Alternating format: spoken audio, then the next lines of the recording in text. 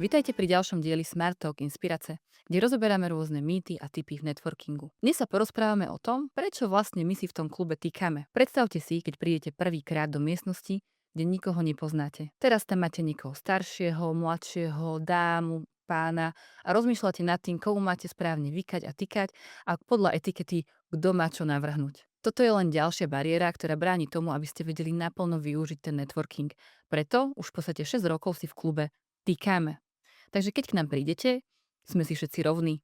Rovno si tykáme a nemusíte vy preto rozmýšľať nad tým, že koho ako osloviť. Po tých 6 rokoch máme spätnú väzbu od rôznych členov, ktorí chodili do rôznych klubov, že práve toto je vec, ktorá naozaj v smarte je jedinečná a ktorá robí tú celú skúsenosť s networkingom o to príjemnejšiu. Takže ak chcete zažiť networking, ktorý je možno trochu iný ako v iných kluboch a naozaj je uvoľnený a vyťažiť z neho to maximum, určite príďte pozrieť, ako to vyzerá u nás. Pre viac tipov a rozoberanie rôznych mýtov z networkingu ďalej sledujte náš kanál alebo si pozrite nejaké diely z minulosti.